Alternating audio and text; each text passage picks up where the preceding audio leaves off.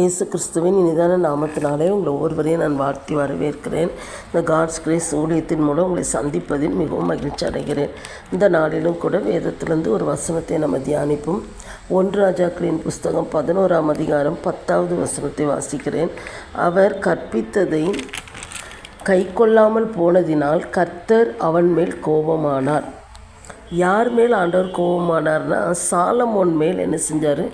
கோபமானார் அப்படின்னு சொல்லப்பட்டிருக்கிறது. அவர் கற்பித்ததை அவன் என்ன செய்யலை? கை கொள்ளாமல் போனது நிமித்தம் ஆண்டவருடைய கோபம் இறங்குது. நீங்கள் இதுக்கு முந்தி வேதத்தில் வாசிக்கும்போது சாலமோனிடத்தில் தேவன் அன்பாக இருந்தார் அப்படின்னு வேதத்தில் எழுதப்பட்டிருக்கு. அதே ஆண்டவர் தான் அந்த சாலமோன் மேல் என்ன செஞ்சார்? கோபமானார் அப்படின்னு வேதத்தில் எழுதப்பட்டிருக்குது.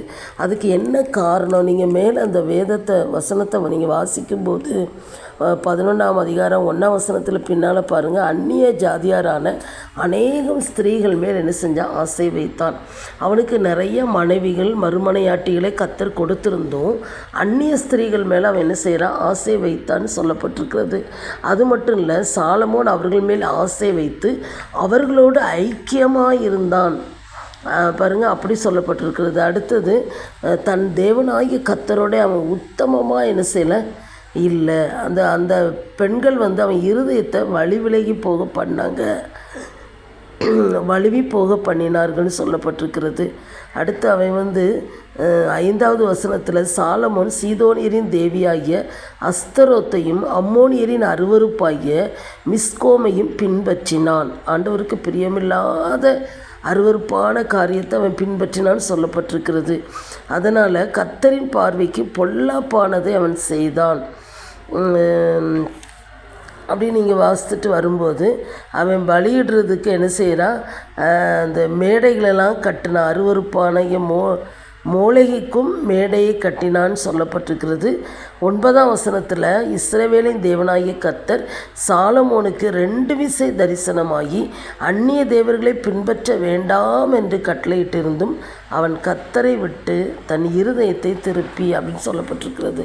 அப்போது இந்த சாலமோன் இடத்துல ஏன் ஆண்டவர் கோபமானார்? அவன் ஆண்டவருக்கு பிரியமில்லாத காரியத்தை அவன் செய்தான். ஆண்டவரை துக்கப்படுத்துகிற, ஆண்டவரை வேதனைப்படுத்துகிற, ஆண்டவர் அருவருக்கிற காரியத்தெல்லாம் அவன் செய்தான். ஆண்டவர் இந்த சாலமோனுக்கு அவ்வளவு ஞானத்தை ஆண்டவர் கொடுத்திருந்தார். கடைசியில் அவனுடைய வாழ்க்கையில் எப்படி வாழணுங்கிற ஞானம் இல்லாதபடிக்கு கர்த்தரை விட்டு அவன் என்ன செஞ்சிட்டான்? வழி விலகி போனான். அப்படி வழி விலகி போயும் ஆண்டவர் 2 விசை அவனுக்கு தரிசனமாகி அந்நிய தேவர்களை பின்பற்ற வேண்டான்னு சொல்லி ஆண்டவர் அவனோடு கூட பேசுகிறாரு. பேசியும் அவன் கர்த்தரை தேடி அவன் என்ன செய்யலை? வரலை.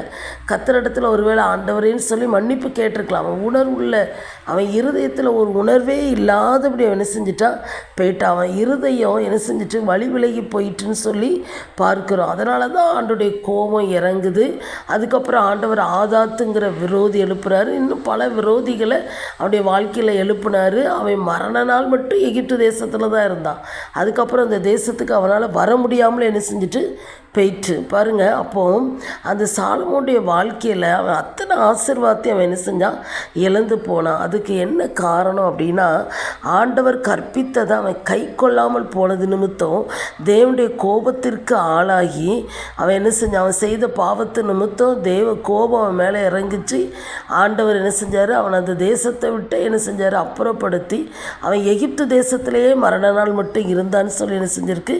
வேதத்தில் சொல்லப்பட்டிருக்கு. அவ்வளவு ஞானம் இருந்து எப்படி வாழணுங்கிற ஞானம் இல்லாமல் என்ன செஞ்சுட்டான்? போயிட்டான். அந்த வார்த்தையை இந்த சாலமோனை வாசிக்கும்போது நான் அடிக்கடி என் 2வது பையன்ட்ட நான் சொல்லுவேன். அவனுக்கு நல்ல ஞானத்தை கர்த்தர் கொடுத்துருக்கிறாரு. 6th ஸ்டாண்டர்ட் படிக்கும்போது பரிசுத்த ஆவியானவர் ஒரு முறை தெளிவாக சொன்னார். நான் அந்த ஞானத்தை அவனுக்கு கொடுத்துருக்குறேன்.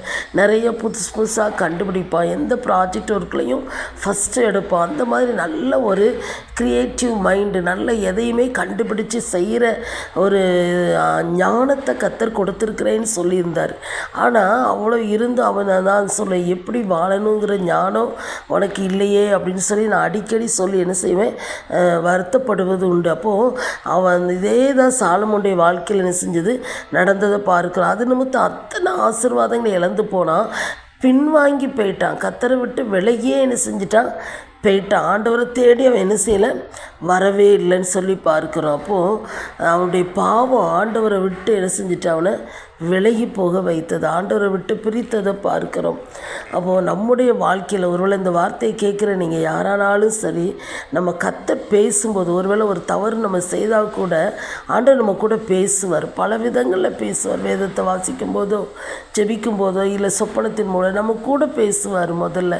அதுக்கப்புறம் மற்றவங்களை கொண்டு கூட நம்ம கூட என்ன செய்வார், பேசுவார். பல விதங்களில் நம்ம கூட ஆண்டவர் பேசுவார். எப்படியாவது நம்ம மனம் திரும்பணும், அதை விட்டு வந்துடணும், ஆண்டவர்கிட்ட வரணும்னு சொல்லி எத்தனையோ விதங்களில் பேசி பார்ப்பார். அதுக்கு இடம் கொடுக்கலங்கும் போது தான் ஆண்டோடைய கோபம் நம்ம வாழ்க்கையில் இறங்கி என்ன செய்யும், செயல்பட ஆரம்பிக்கும். ஆண்டவர் பேசும்போதே நம்ம உணர்ந்து அதுக்கு செவி கொடுத்து கீழ்ப்படிந்து வந்துட்டோம் அப்படின்னா நிச்சயமாக ஆண்டவர் நம்மளை பாதுகாப்பார், ஆசீர்வதிக்கிற ஒரு ஆண்டவராக இருப்பார். சாலமோன் தன்னுடைய வாழ்க்கையில் அவன் என்ன செய்யலை, மனம் திரும்பி வரவே இல்லை. ஆண்டவரை விட்டு பின்வாங்கி போனவனாகவே அவன் செஞ்சுட்டான், போய்விட்டான். அப்படி போனதுனால தான் எல்லா ஆசீர்வாதத்தையும் அவனுடைய வாழ்க்கையில் என்ன செஞ்சுட்டான், இழந்து போய்விட்டான். நம்முடைய வாழ்க்கையில் அப்படி இடம் கொடுக்கலன்னா, கர்த்தருக்கு செவி கொடுக்கலன்னா நம்மளும் அத்தனை ஆசீர்வாதத்தையும் என்ன செஞ்சிடுவோம், இழந்து போயிடுவோம். அப்படி நம்ம கண்களை மூடி நம்ம ஜெபம் பண்ணலாமா? எங்களை நேசிக்கிற நல்ல தகப்பனே, இந்த நாளிலும் கூட ஆண்டவரே ஒரு சாலமோனுடைய வாழ்க்கையிலேருந்து எங்களுக்கு கற்றுக் கொடுத்துருக்குறீங்க, அதற்காக ஸ்தோத்திரப்பா. ஆண்டவரே, அந்த சாலமோனிடத்தில் நீர் எத்தனை அன்பாக இருந்தீரப்பா. அவன் செய்த பாவத்தை நிமித்த ஆண்டவர் அவன் மேலே கோபமானின்னு சொல்லி நாங்கள் வாசிக்கிறோப்பா. எங்களுடைய வாழ்க்கையிலும் கூட நிறைய நேரம் ஆண்டவரே நாங்கள் நமக்கு பிரியமில்லாத செய்து நம்ம உங்களை விட்டு விலகி போகிறோப்பா. அப்படி இல்லாதபடி ஆண்டவரை நீர் எங்களோடு பேசும்போது, மற்றவர்களை கொண்டு கடிந்து கொண்டு பேசும்போது நாங்கள் செவி கொடுத்து உடைய வார்த்தைக்கு நாங்கள் கீழ்ப்படிந்து உமக்கு பிரியமானபடி வாழ சரிப்படுத்த வேண்டிய காரியங்களை சரிப்படுத்த எங்களுக்கு கிருபை தாங்கப்பா. ஆண்டவரே, அவன் வாழ்க்கையில் பின்வாங்கி போய் எல்லா ஆசீர்வாதத்தை இழந்து போனான்னு சொல்லி பார்க்குறோம்ப்பா. அப்படி இல்லாதபடி எங்களை ஒவ்வொருவரையும் நீர் காத்துக்கொள்ளும். உடைய பாதத்தில் எங்களை தாழ்த்தி ஒப்பு கொடுக்குறோம். இயேசுவின் நாமத்தை ஜெபிக்கிறோம் நல்ல பிதாவே, ஆமென்.